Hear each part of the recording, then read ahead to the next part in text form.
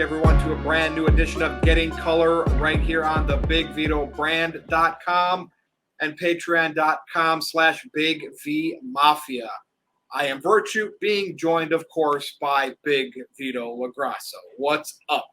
How is everybody doing out there? Hope everybody's having a great day. It is we're taping on Sunday for Monday. And of course, it's football day, family day, gym, tan, laundry day. I got all that done. Hey, is there any sun left in Cleveland? Not this time of year. Oh, it's slowly leaving, man. I don't know if I'll see it again till April or May. Is it getting cold? Yeah, it's starting to now. Yeah. Like it took a while, but this past week, for sure. All right. We have an action-packed show. We got some things to talk about. Let's get to the dirt right now. So we brought this up in the past, but here are some updates. So Braun Strowman still is a free agent, has not went anywhere, but the rumors are ramping up for Impact. I would say it's probably like 60-70% possibility. So we don't know, but based on the rumors, we'll give it a good shot that they might bring him in. So we need to know if that's the right place, especially now, right, with all this time that's passed, with all these new people that have showed up in AEW. WWE's doing their own thing, trying to bring up, new names from NXT 2.0. What's your thoughts on Strowman, and will he land an Impact? Are these rumors probably going to be true? What do you think? Number one, I don't think they have enough money to pay him. Remember, he was making $1 million a year with the WWE, right? So the second thing that bothers me about there's nobody his size there for him to fight. They got one guy that's, I think, under contract there, Big Cass. Okay, that's one guy that he should destroy. But other than that, he should go on a Goldberg run that should last for 3 years. He should never lose there. Yeah, I mean, that's a good point. Especially the way his body looks, and he's seasoned, he's experienced, he's a former champion. He should not lose at Impact. No way, no how. No, I mean, if it's the belt or bust. I wonder how they're staying afloat. I mean, I think they're still tied into Anthem somehow. That Anthem owns them. I think they are still tied. And it's content for their – I don't know what Anthem streams on TV networks. It might be Access TV or whatever.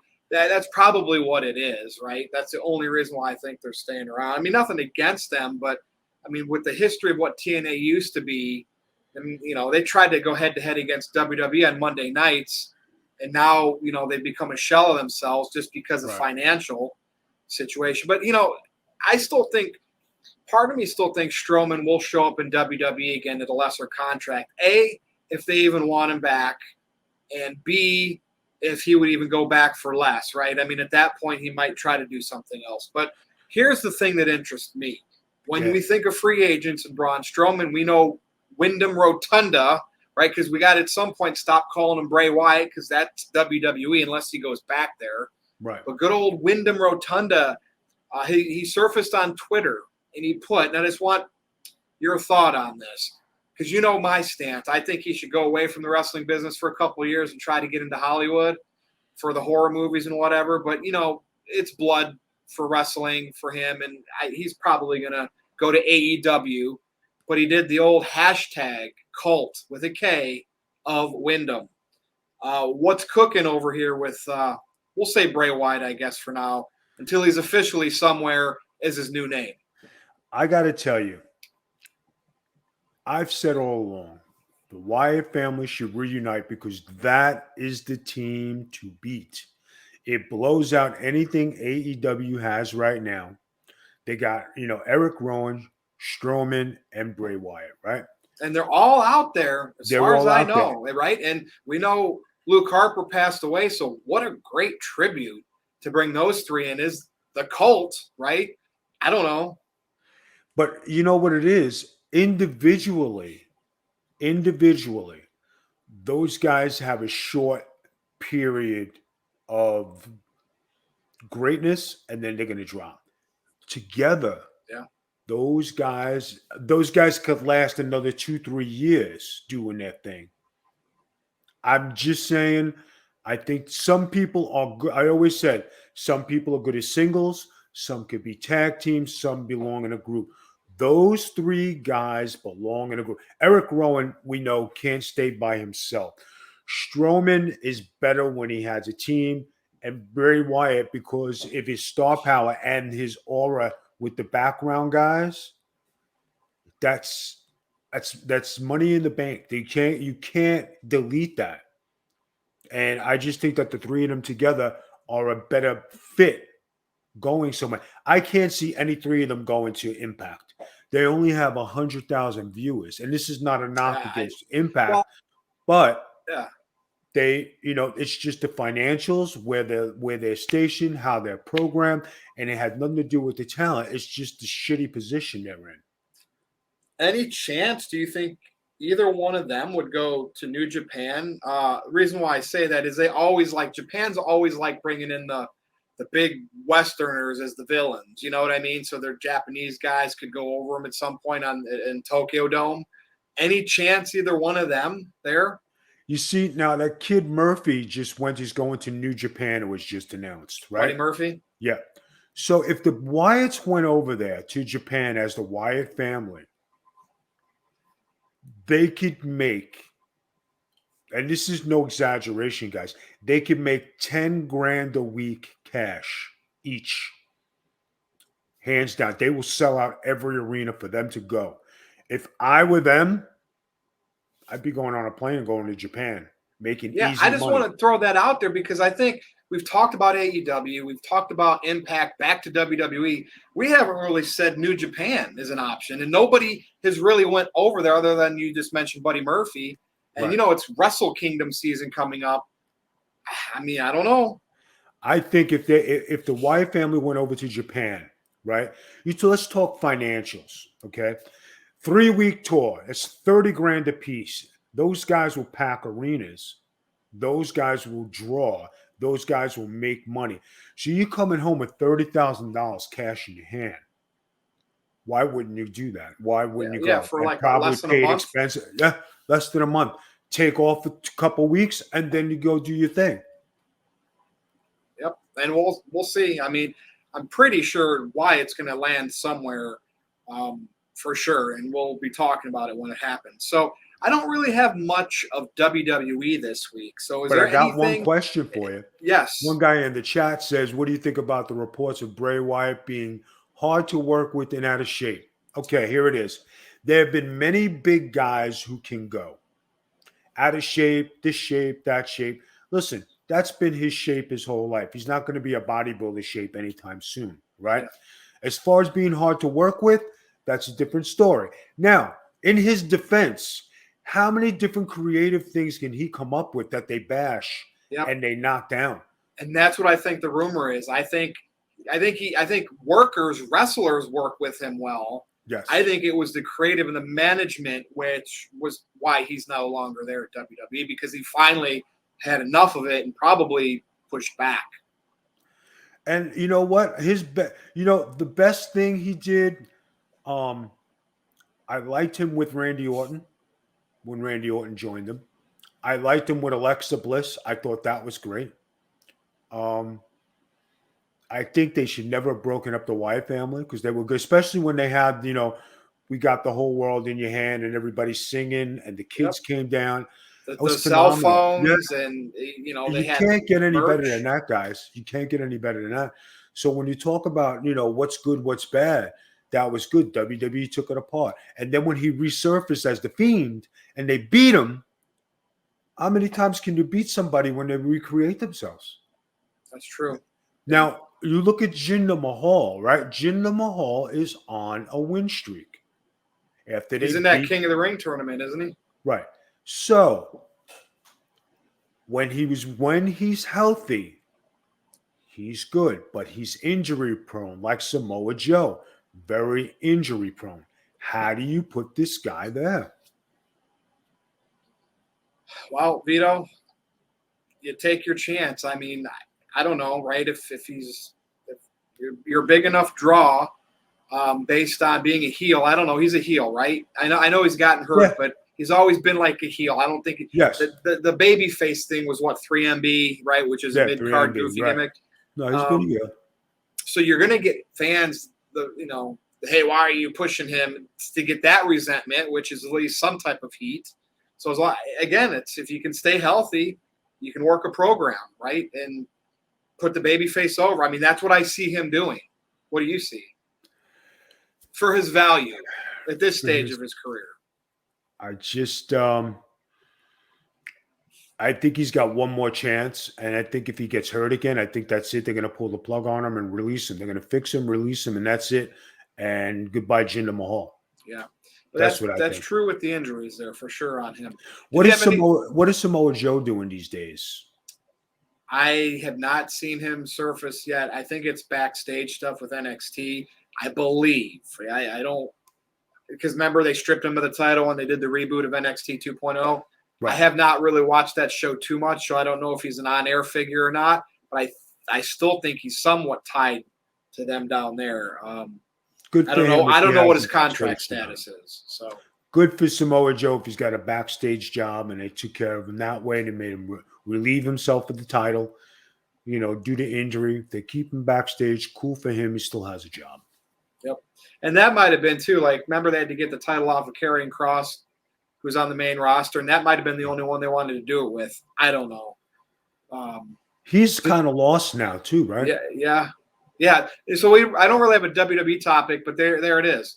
He's on the main roster in weird gear, no Scarlet, and is this? The rumors always are that Vince McMahon tries to bash the indies or book the indies out of you or whatever. Do you think that this is something that he's just going to be lost, or is this Vince McMahon reshaping him into what he wants? And then maybe at some point Scarlett shows up with him, and then they're on that dominant streak that he was in NXT. I don't know how to call this one. If Vince McMahon is gonna push you, right? He's gonna make you a monster, and he's gonna push you. Right out of the gates. This kid was champion in NXT, comes up, he loses his first match, wins the second match. I mean, he just lost it out of the gate. He didn't come with what he had. He's lost his arsenal. They put this ridiculous thing on him. They're trying to make him, and I have heard nothing. Zero. He's zero. Yep. I've heard no big push coming out of him or anything. It's just kind of another character to have matches on a 3-hour show, Raw. And that's all he is. He's just another character on their show. One of the guys back there says Samoa Joe's doing backstage stuff like he was when he was hurt. Bray Wyatt was over in big in 2014, which we know when they came out. Yep. And, old news, guys, old news. But thank you very much, MO Stream Energy 05. So we're pretty much going to talk about AEW the rest of the show before we get to the main event, which is a doozy. And then we've kind of talked about it before, but it's just getting worse as the days go by here. Before we get to that, so I'm looking at all these people signed to AEW, like Daniel Bryan, CM Punk, and we've talked about them. Right. And, who could still go there, Bray Wyatt, whatever. Let's look at their internal roster of wrestlers, and they could be wrestlers that made it in Japan or were Ring of Honor or the Indies. But what I'm saying is wrestlers that aren't tied to WWE. I guess I would call them homegrown for AEW. I mean, homegrown is when nobody's ever knew about them at all, and then you make them. Right. So I don't even know if the guys we're talking about are truly homegrown because they were okay elsewhere. But does AEW have any? I put a couple names in the chat to you. Adam Cole, or not Adam Cole, that's WWE guy. Adam Page, who is the number one contender now, and it looks like he could be the one to dethrone Omega. Is he a homegrown guy that could be a top drawing for that crowd? And then MJF is the heel. I can't think of any other two guys that could be main event status for them, homegrown, again, in quotes, because it's not truly homegrown. Am I missing somebody? Sammy Guevara. Okay, I could put him in there with those guys. Yeah, I could see that. The Darby Allens and the Orange Cassidy were a phase. I think we're Yeah. past the phase. But I've been watching Sammy Guevara matches, and as a single, he does some impressive stuff. He really does. Really He's the does. TNT champion, right? I believe so. Yep, he's the champion. He beat Miro. Yeah. One guy says Jungle Boy. Jungle Boy's not. Listen, 85% of the roster is new to TV, right? 85%. So homegrown and people who never got a push, never been on TV, never did nothing, right? So, all right, let's take me, for instance, right? I started out in the WWF. So I did from 91 to 98. Okay. So I went ECW, WCW, TNA, XWF, all around, wound up in the WWE. So would you say I'm homegrown because I started out in the WWF? Yeah, Possibly. I can see Possibly. that. Because but that's where I started. That's where I had my majority of TV. But I went to do TV in other territories, and people already knew who I was. I was from the WWF. Where'd you become your biggest star, though? Like, not the biggest star, but the first time you became like a star. Would it have been ECW? Because your first WWE run, you were in, like, working matches against Brett and stuff as Von Cross, right? So would it have been? But people knew me. That's the funny thing. Yeah. I was on back then. Remember, I was on 5 times a week, 4 times a week. They replayed Superstars. They replayed all the shows. Yeah. So people thought I was in the WWF.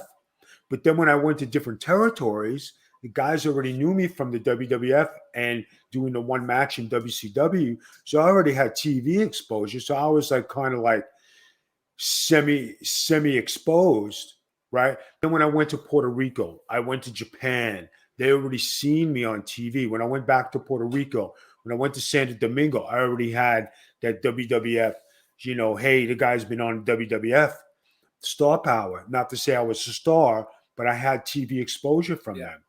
Then going to ECW where I finally got a push, and then my star started to rise. Then when I went to WCW, I blew up. So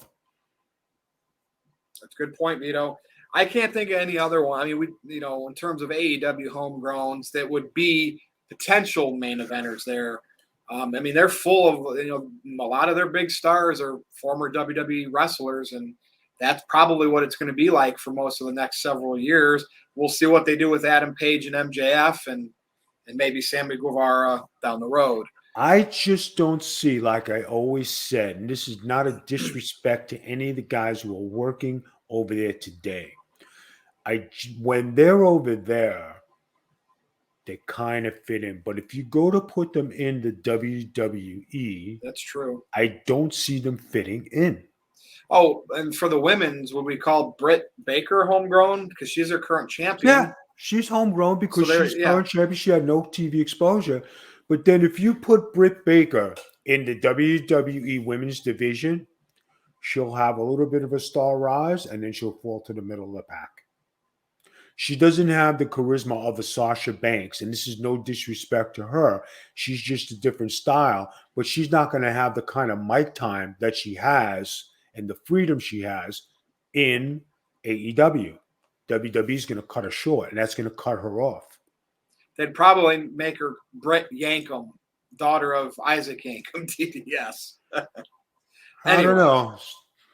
Strange. Well, hey, things worked out for Kane, though, luckily for him after that. All right, Vito. All right. Here's the big topic here. In general, what is going on with AEW wrestlers and their owner not being able to keep WWE out of their mouth? Now, specifically, Tony Khan is like really vocal. I mean, hey, he says he's going to beat you in the ratings. There, when SmackDown was on FS1 Friday and that little 30-minute overlap, which I'm sure Meltzer and the Dirt Sheets are going to spin something to make it look positive for them. But you got Tony Khan saying stuff like that, having photos at a Jacksonville Jaguar football game where it looked like he had wrestling notes, which, by the way, Jacksonville did finally win and end their 20-game losing streak today by beating Miami. But, is Tony Khan Eric Bischoffing himself, so to speak, spending a lot of money, running his mouth. Now, yes, they aren't number one. So you want to get attention, right? Like, remember when WWE was losing to Nitro? You did the DX storming Nitro, and they were kind of like on the war. They made it because they were number two and they wanted to get that momentum. But like in today's age, does AEW really need to be mentioning WWE this much, or should they just be, owner and wrestlers, should they just be focusing on their own? And interestingly enough, Roman Reigns ended up saying something about AEW, and I found that shocking. You know what shocks me about the whole thing? I'll start with the wrestlers first. Okay. The wrestlers who never wrestled for WWE are the ones chirping is talking shit. So why would you talk shit about a place you never got a chance to be or you got cut from? That's for starters, right? So why would you bring them up in any verbiage? Because they're going to tell you in return, well, you never made it to the WWE. You're a sore loser. You were shit. You couldn't make that roster. You're not even good enough to be in NXT. And you wind up on the second tier brand. All right. Not even, and it just irritates me because these guys should be practicing and talking about themselves, putting themselves over, not the WWE. Why are you bringing them up? Now we'll get to Tony Khan. Okay. Tony Khan, you are doing a great job. You're promoting your brand. You're trying to come up with different ideas. You got action figures. You're doing everything under the sun.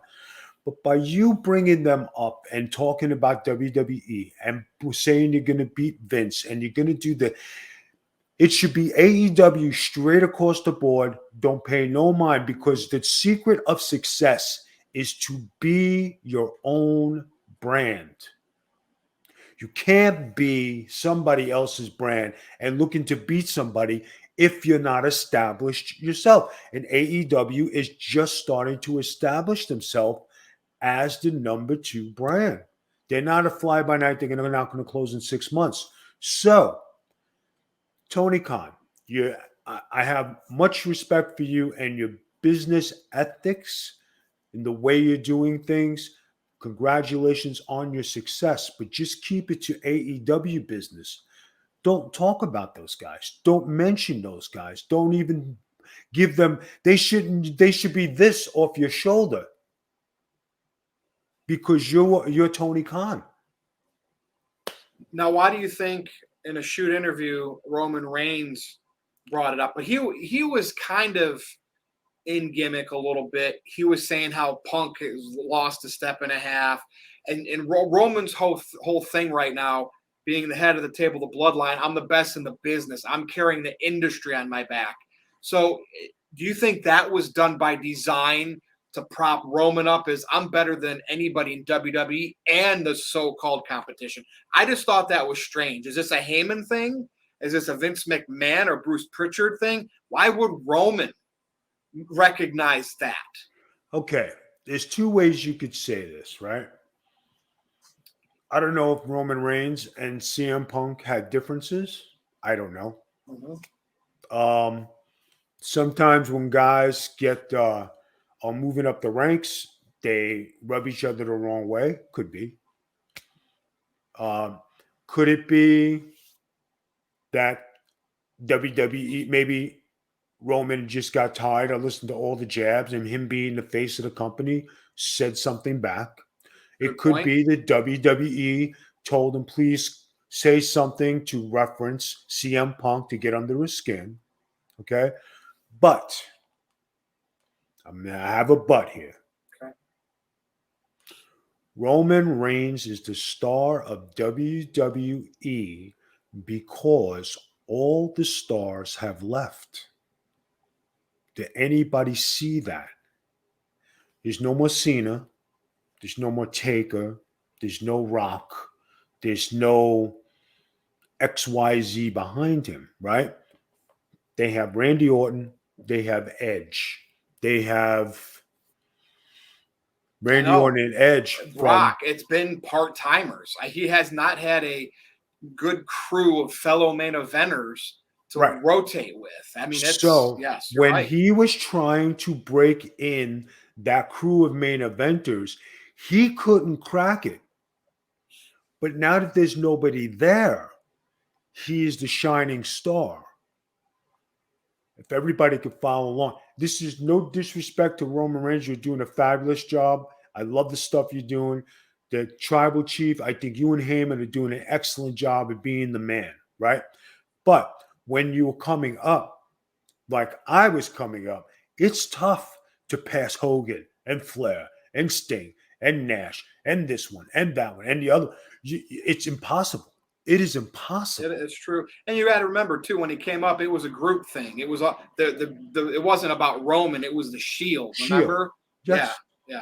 And the greatness of the Shield. But then once they bit off, Seth Rollins had his little bit of a run. He actually got the main event push first. Rollins, yeah. But Rollins was a better worker, and Roman wasn't ready. And even when Roman was ready, he still wasn't ready.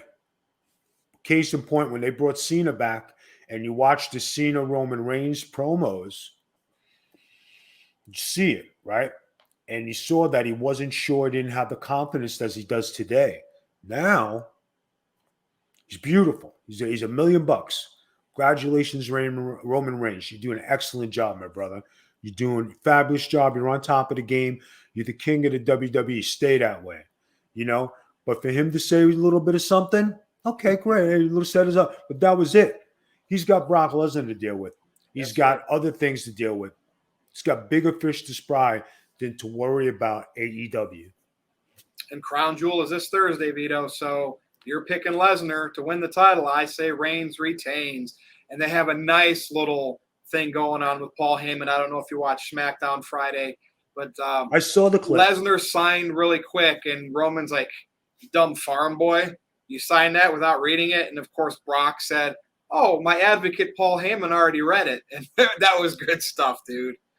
And then Heyman's looking all like goop, and Roman's all beautifully well done. I'm going to give him props. WWE creative's shoddy at best. I am giving them props for what they're doing here.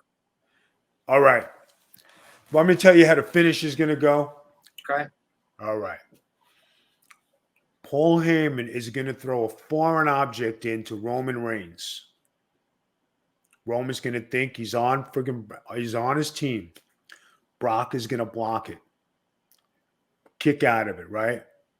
Match is going to go on with Roman friggin' on top, and all of a sudden, friggin' Heyman slides, friggin' Brock Lesnar, the gimmick, and there's the screw job.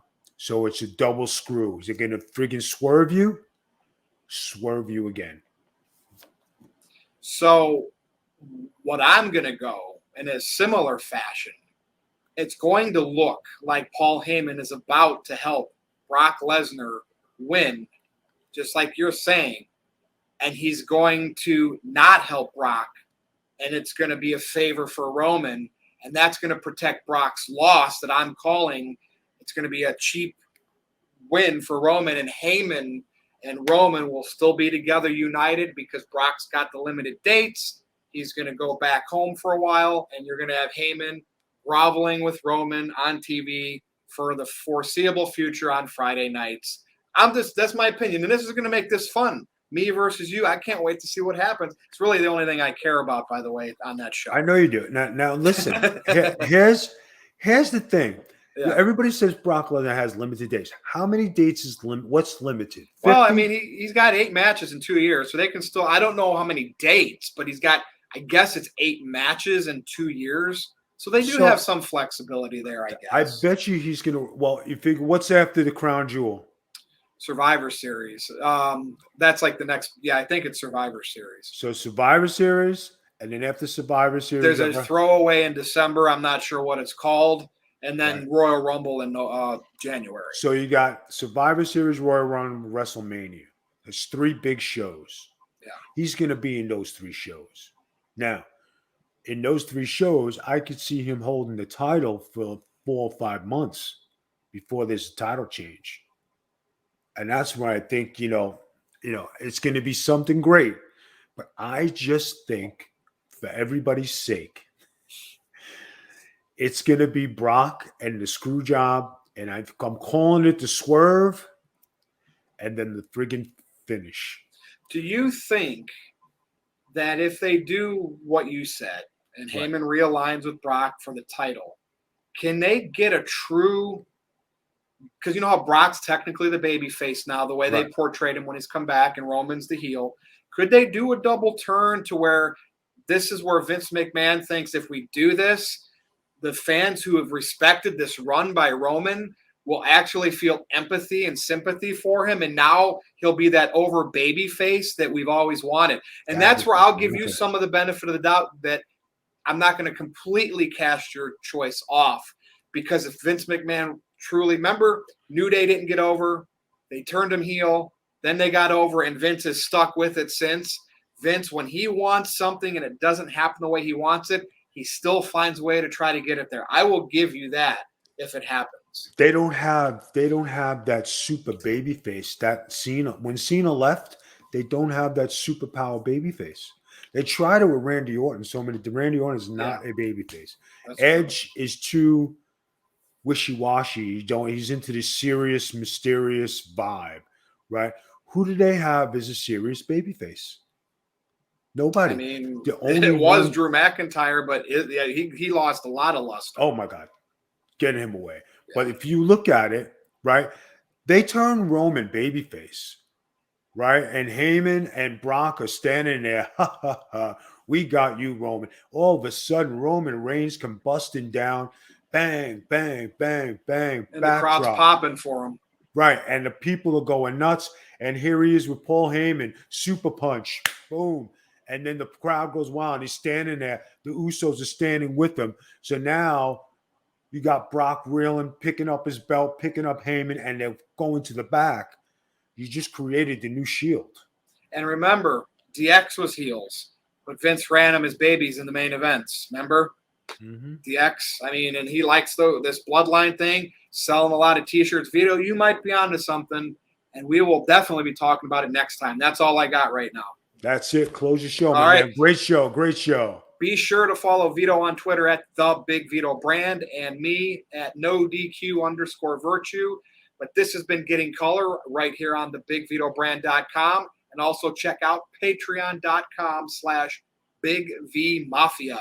I look forward to next week's show so Big Vito and I can hash out what happened from Crown Jewel in Saudi Arabia.